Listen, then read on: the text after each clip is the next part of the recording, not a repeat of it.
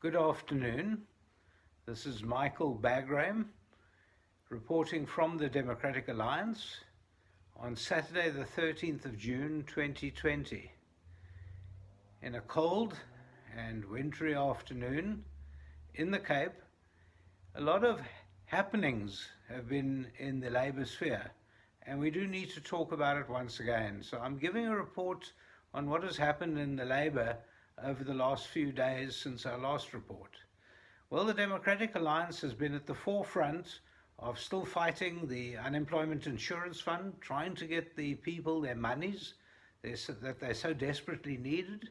There were some people that are still from April this year that haven't been paid. And so we are waiting and we are nagging, we are pushing, we are having as much say as we can to get as much as we can from the UIF and the TERS payments for the people of South Africa, for the workers of South Africa who have been hard done by. Well, not only that, we're seeing a lot of other things happening in the labour sphere. Businesses have come back to work, many have come back to work. Obviously there are those that are still locked down, which is a tragedy. But the businesses that have come back are trying to follow the protocols, the regulations, and unfortunately some staff are testing positive, and the businesses are reacting carefully and properly to ensure that their staff are kept healthy and virus-free. Obviously, people are still examined as they come into office. They explain to the person in charge of the health that they're feeling good or bad. They get their temperature taken, they sanitize themselves, and they keep their distance. So we can thank the workforce of South Africa for doing their thing and doing as much as they can to ensure that people are kept virus-free. To the large degree, the staff are cooperating and we're seeing it good. And we're hoping that the government sees its way clear to opening up more businesses in the future.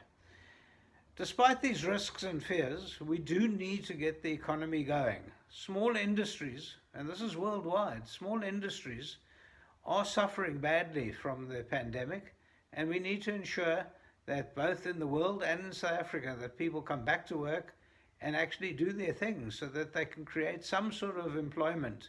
People need to put bread on the table, government needs to earn income tax, and the businesses need to survive through this period. And we're seeing that our government, unfortunately, is not looking at this on a proper basis, and it's a real problem. I, for one thing, I want to have a look now quickly at the hairdressing industry. It's an industry that has grown and thrived in South Africa over many years. But unfortunately, our government hasn't seen its way clear to releasing this industry. Now, I've got to thank MP Dean McPherson, a colleague of mine in the Democratic Alliance. And Dean has brought an application through the Democratic Alliance against the government to try and free up this industry to come back to work. Well, Minister Dlamini Zuma unfortunately chose not to put in replying papers and has asked for a postponement, so that'll only be heard next week. It just shows the disdain that the minister has and that our government has for an industry of this nature. So Dean McPherson, I wish you all the best and great luck for this case. You deserve to ensure that this industry comes back to work. The government, in many of these cases, doesn't respond on time, and even if they do, their papers are thin and don't make much sense. So it's a difficult one to think about. Obviously, it was a suicide mission to just close up an industry and keep it closed for months on end. We've had almost 3 months now of this, and we expect another few months if we didn't have to go to court and open it up. It will be open, and the government will see its way clear to following what the court orders it to do. Unfortunately, the government doesn't think at all when it comes to problems of this nature.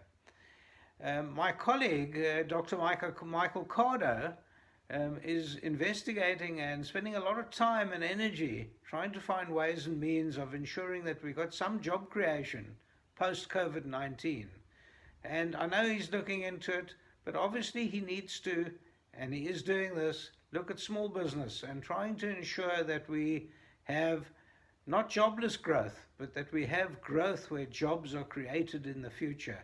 And the Democratic Alliance has put a lot of time and energy into this and has specifically tasked Dr. Cardo to take this as a proper project on the way forward. And we wish him great strength to his arm. Tourism is another industry that has suffered throughout this pandemic. And again, we need to ensure that this comes back, and in particular comes back to South Africa, and that we can start creating more jobs through the tourism industry. It is a great portal for job creation in the future. We unfortunately have had a decade, or probably a little bit more than a decade, of ANC destruction. This COVID-19 period seems to be a good time for the ANC. They seem to be enjoying it because they can continue with the destruction of the economy like they've done all this time. We have probably some of the most rigid labor laws in the world. We have the worst handbrake on our job creation in the world, put together by an ANC government.